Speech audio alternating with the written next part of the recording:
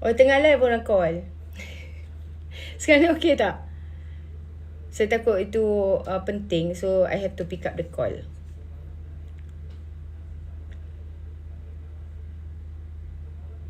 Okey tak? Cuba komen sikit. Tak ada suara.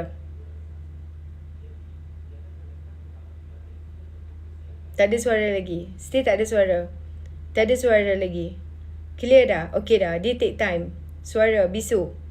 Ada? Ada tak ada? Ada. Clear. Okay, alright. Jadi dekat mana saya tadi pada kongres berkenaan, 2 resolusi yang penting dipersetujui. Penubuhan Universiti Islam harus disegerakan dan penubuhan ABIM sebagai wadah penerus idealism perjuangan belia Islam di Malaysia. Jadi kalau kita lihat Datuk Seri Anwar Ibrahim ni, daripada dia muda, daripada dia mahasiswa lagi, dia telah memperjuangkan idea penubuhan Universiti Islam itu sendiri. Sekejap. Mata pula tak clear. Okey. Jadi dan perjuangan PKPIM tak terhenti di situ. Melalui sepucuk surat bertarikh 23 September, Anwar Ibrahim, iaitu Datuk Seri Anwar Ibrahim yang juga Perdana Menteri kita, telah membuat permohonan terbuka kepada almarhum Tun Abdul Razak, Perdana Menteri Malaysia kedua, memohon agar kerajaan tidak bertanggung soal penubuhan Universiti Islam. Jadi orang duduk tak kata Universiti Islam ni bukan Datuk Seri Anwar Ibrahim punya jasa ni. Saya nak bagi tahu sama ada jasa Datuk Seri Anwar Ibrahim atau tidak. Okey, lepas tu perjuangan PKPIM tidak terhenti di situ. Melalui sepucuk surat 23 September, Anwar Ibrahim, Datuk Seri Anwar Ibrahim telah membuat permohonan terbuka kepada almarhum Tun Abdul Razak, bekas Perdana Menteri Malaysia kedua, supaya kerajaan tidak bertangguh soal penubuhan Universiti Islam. PKPIM pula mendesak supaya pertama, kerajaan menyatakan sikap tegas soal penubuhan Universiti Islam. Daripada itu, kerajaan perlulah melantik sebuah jawatan kuasa khas bagi membuat cadangan-cadangan dan persiapan, termasuklah berkenaan dasar universiti, rancangan latihan, susunan, rangkaian akademik dan sebagainya lah. Okey, dan apa lagi? Kerajaan menjelaskan kedudukan serta taraf Kolej Islam Malaya sehingga tertubuhnya Universiti Islam nanti. Dan Majlis Kolej Islam Malaya ini menjelaskan peranan serta sikap yang jelas bersabit dengan taraf kolej ini dan soal penubuhan Universiti Islam itu sendiri. Okey, kemudian Menteri Pelajaran ketika itu, Encik K. Johari, telah memilih Majlis Persidangan Agung tahunan PKPIM ini untuk mengumumkan taraf Kolej Islam Malaysia menjadi Fakulti Pengajian Islam UKM sebagai langkah merealisasikan Universiti Islam di Malaysia, iaitu UIA. Jadi, apa yang nak sampaikan di sini tak dinafikan lagi. Idea perjuangan PKPIM terkait Universiti Islam juga dicernakan melalui perbincangan dan diskusi bersama orang-orang yang terkemuka ini, dan kita lihat hasil intipati Ketah Kerja Profesor Al-Atas dibahaskan dalam First World Conference of Muslim Education pada 1977 di Makkah Al-Mukarramah, Malaysia, telah diwakili oleh Prof Kamal Hassan dan Mahathir sendiri, Menteri Pendidikan ketika itu. Jadi berkat usaha dan komitmen para pejuang agamawan dan intelektual Muslim, pada 20 Mei 1983 tertubuhlah secara rasmi Universiti Islam Antarabangsa UIAM di kampus Kolej Islam Malaya. Dan inilah antara perjuangan para aktivis PKPIM dan juga Datuk Seri Anwar Ibrahim sebagai presiden semasa itu.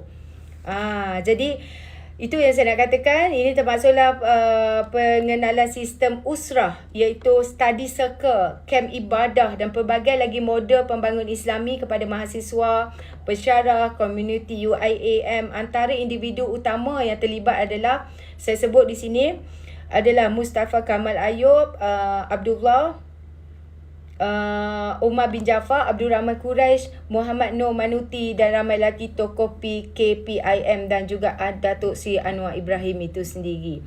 Okey, jadi perjuangan Universiti Islam ni dia dimulai dengan lewat penganjuran sistem peradaban Islam pada 1968 di Universiti Malaya.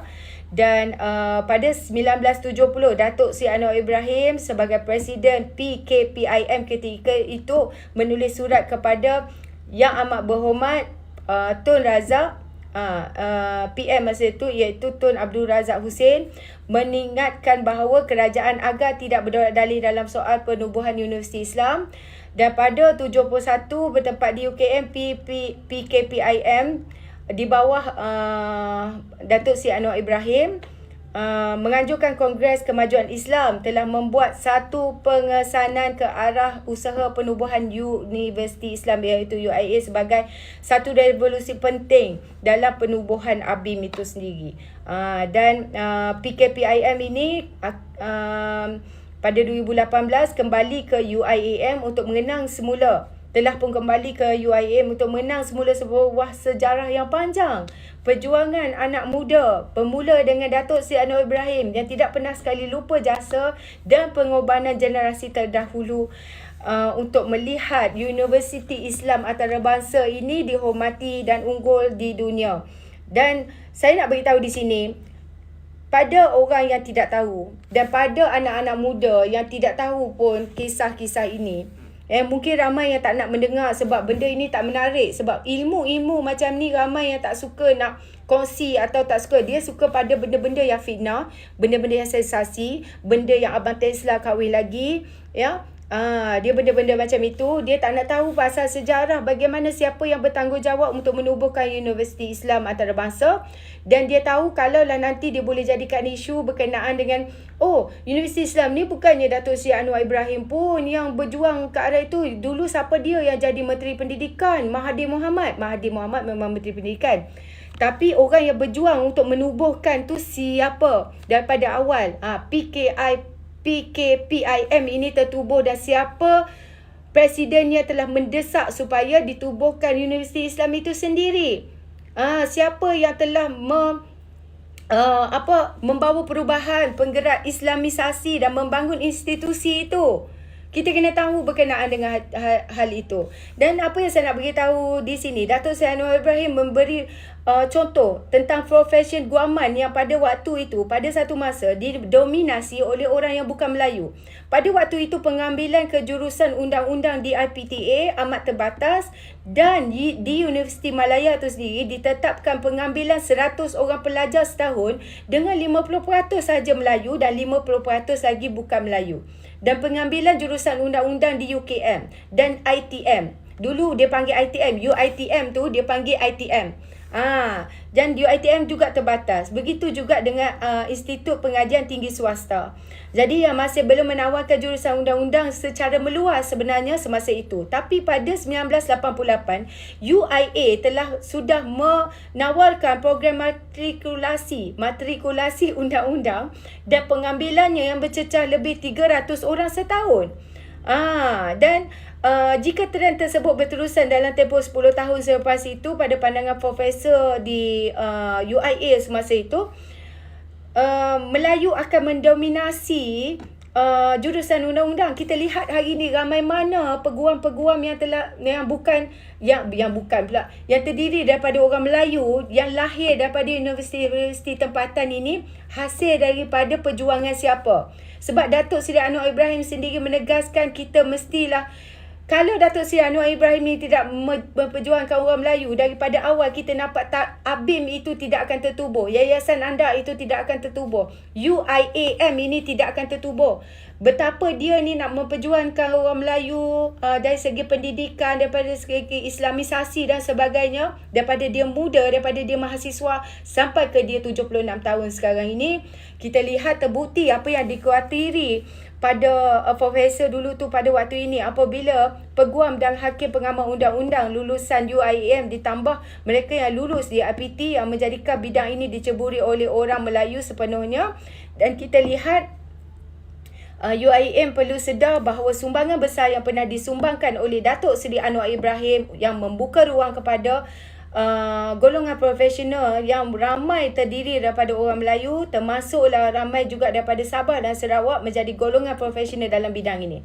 Jadi jangan nak dikatakan Datuk Seri Anwar Ibrahim bukanlah Menteri Pendidikan satu masa dahulu, tak mungkin dia berjuang untuk UIA. Sekarang ni saya sampaikan apa sejarah di sebalik UIA itu sendiri. Siapa PKIPM ini telah pun berjuang daripada 1970-an lagi. Datuk Seri Anwar Ibrahim semasa masih lagi di Universiti Malaya, dia telah berjuang untuk jurusan undang-undang itu sendiri diberikan peluang banyak lebih lagi kepada orang Melayu ni, supaya ramai peguam lahir daripada orang Melayu itu sendiri.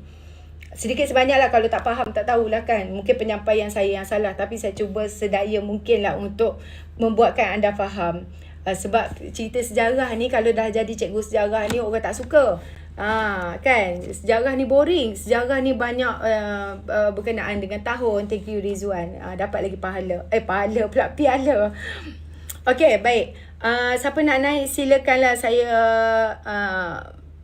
alu-alukan siapa yang nak naik ke, tak kira lah belah PN ke apa ke. Saya sekarang ni, saya cuma nak downgradekan saya punya emosi sikit. Saya nak belajar cool sikit lah. Saya cubalah belajar cool lepas ni.